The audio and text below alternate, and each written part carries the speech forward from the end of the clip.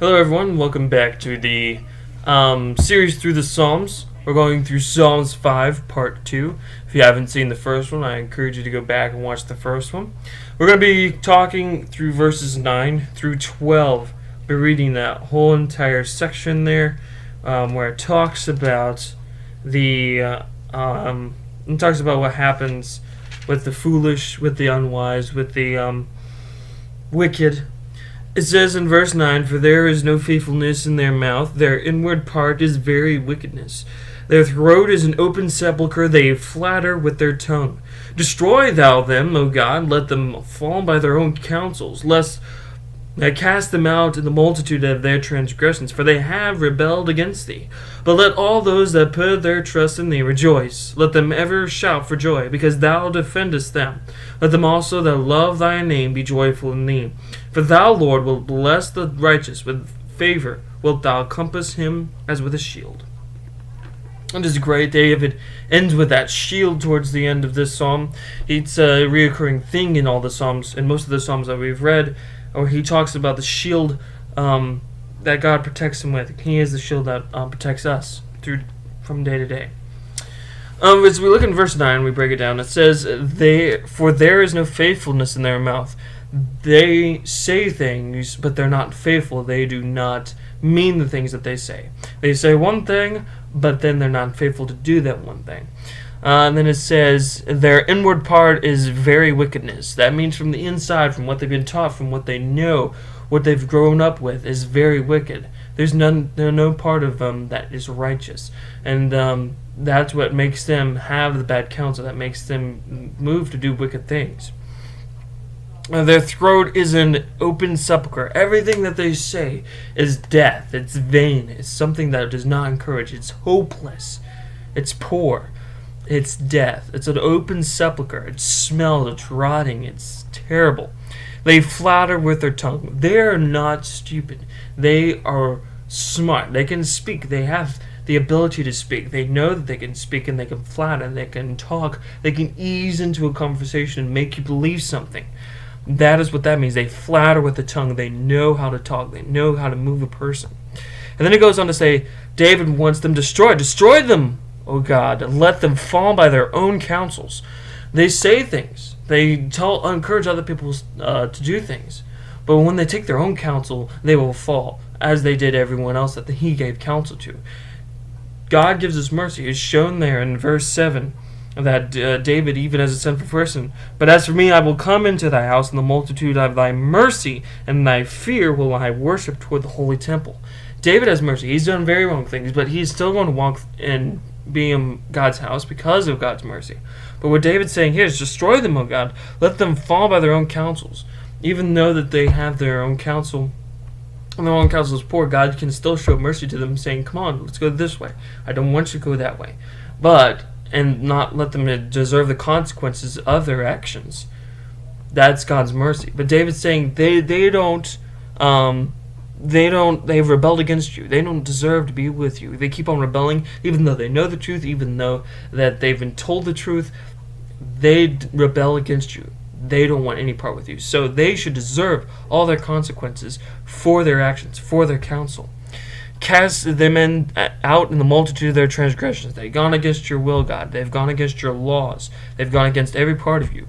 For they have rebelled against thee. They've rebelled against God. But let all those that put their trust in thee rejoice. Let them ever shout for joy, because thou defendest them. Let them also that love thy name be joyful in thee. He's telling us to be exuberant, to be joyful, to be excited about Jesus defending us from those people that seek evil of us, to do things against us, to rip apart our relationship with God.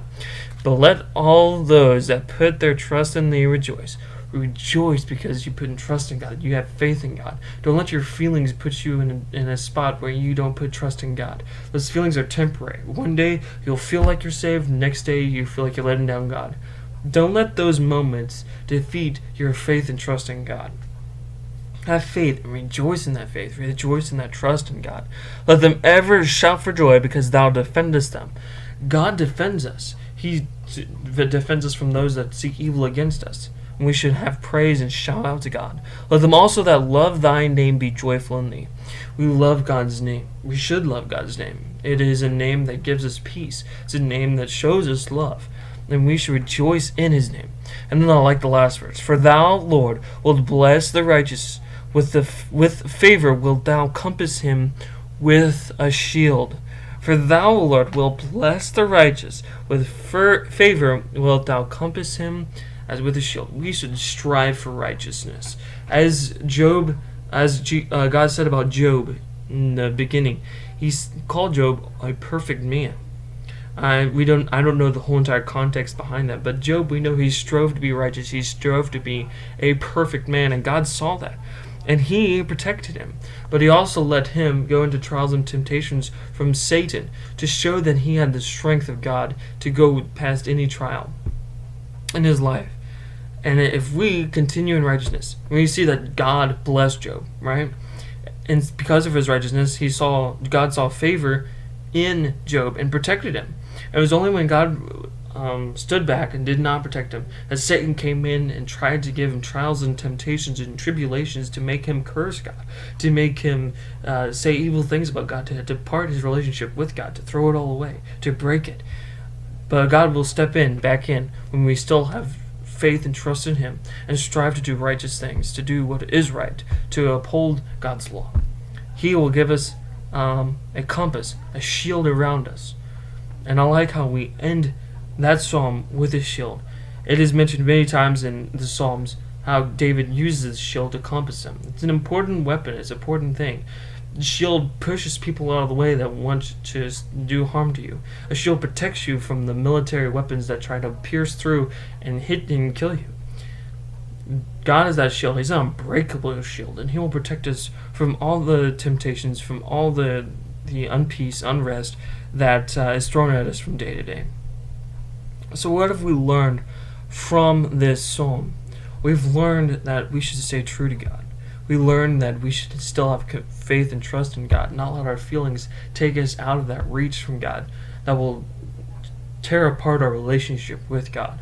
We should strive for righteousness. We should not let our feelings get in the way. And when we see the wicked, we should ask God to protect us from them, to help them in a way, but not to be dragged into their wickedness, into their evilness. So, as we end, for thou, Lord, wilt bless the righteous. With favor wilt thou compass him as with a shield. Seek God's shield. Seek righteousness, and he will bless you with a unbroken shield, with a impenetrable shield, and he will give you blessings beyond measure. Hope that was encouragement to you today. I have a few things that are coming up. I still have to do Psalms 6, 7, and 8. I'm catching up in our Psalms, and I'll be putting those videos out here shortly. I'm hoping to make a few changes in the way I've been doing these. I've been more excited about doing these. I hope I've been more comfortable talking about these topics, and I'm hoping you guys are getting something out of it. If you have anything for me to learn, anything that you see to criticize how I'm doing these, how I'm speaking, or whatnot, how I'm breaking these down, please, in the comments, or tell me personally if you know me personally, what I could do to better myself in these in speaking on YouTube and on my podcast. I hope you are having a blessed day. May God bless you, keep you, may his face shine upon you, and give you peace. See you next time for the next video.